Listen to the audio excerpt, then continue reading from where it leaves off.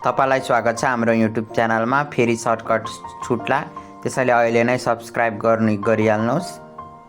आज हाम्रो पढाइ भइरहेको हुनेछ टपिक प्रोजेक्टाइल मोसन।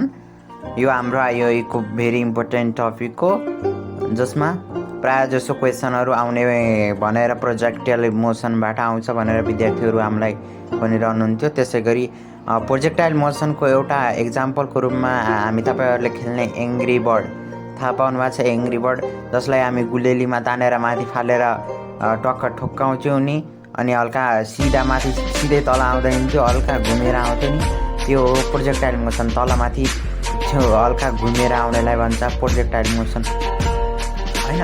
तपाईँलाई यदि हामीले एकदम राम्रो टिप्स दिइरहेका छौँ भने, एकदम पढाइमा हेल्प भइरहेको छ भने एउटा भए पनि सब्सक्राइब गरिदिनु होला।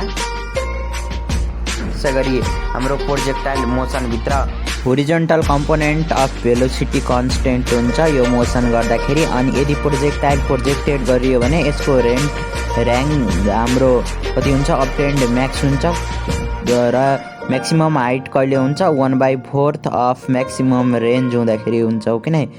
अनि त्यस पछाडि हाम्रो प्रोजेक्टाइल मोसनमा हाम्रो oblique angle equal to theta same angle हो र horizontal projection theta equal to 0 degree हो। यो हाम्रो 2 डाइमेन्सनल मोसन हो। यदि पर्सन थ्रो गर्न सक्छ भने म्याक्सिमम होरिजोन्टल रेन्ज r0, त्यस पछाडि त्यसले म्याक्सिमम हाइट कति गर्न सक्छ, r0/2 जति म्याक्सिमम हाइट यसले अटेन्ड गर्न सक्छ। At highest point angle between velocity र एक्सेलरेसन कति हुन्छ, 90 डिग्री, सिधा 90 डिग्री हुन्छ र हाइट इज म्याक्सिमम हुन्छ 90 डिग्रीमा। H max equal to u²/2g, कपीमा टिपिहाल्नुहोस्। H max equal to u²/2g equal to 1/2 r max हुन्छ हाम्रो इम्पोर्टेन्ट फर्मुला। त्यस पछाडि if projectile is projected with kinetic energy k with theta k of highest point और minimum kh और k min equal to k cos² theta हुन्छ होइन। हामी तपाईँहरूलाई प्रोजेक्टाइल मोसनको एउटा ग्राफ देखाइरहेका छौँ, जसमा uy साइन थीटा भयो, ux cos थीटा भयो। तपाईँलाई सम्झिने सजिलो उपाय निकालिदिन्छु। cos थीटा मतलब खसखस के गर्दाखेरि हुन्छ, धुलो हुँदाखेरि यो सिधा गइरहेछ, मतलब यो हाम्रो जमिनतिर भयो।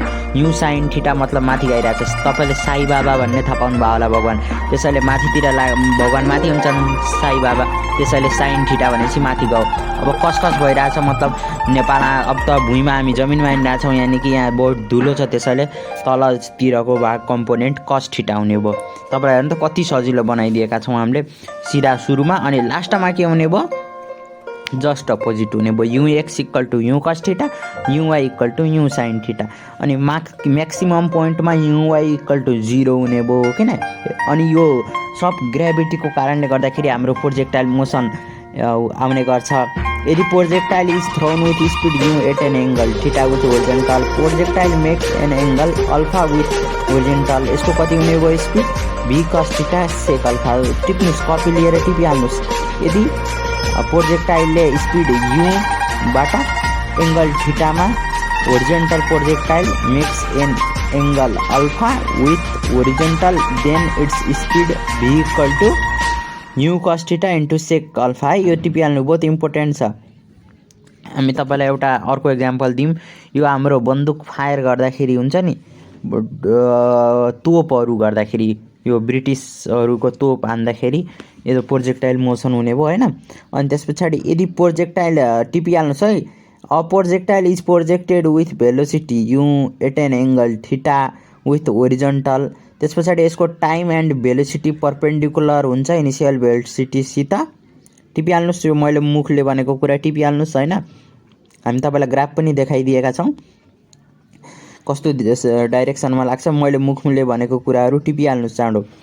Average velocity during the time of ascent AVG velocity when projectile is at maximum point कति हुन्छ, भी एभरेज। यस्तो अवस्थामा u/2 अन्डर रुट है, u/2, अनि त्यसपछि अन्डर रुट 1 + 3 cos² थीटा। टिपिहाल्नुहोस्, बहुत इम्पोर्टेन्ट पोइन्ट छ होइन। अनि त्यस पछाडि हाम्रो यदि म्याक्सिमम पोटेन्सियल एनर्जी भयो भने हाइजेस्ट पोइन्टमा यु म्याक्स इक्वल टु त्यो चाहिँ फिगरमा देख्न सक्नुहुन्छ युएच इक्वल टु कति हुन्छ हाम्रो के साइन स्क्वायर थीटा हुन्छ।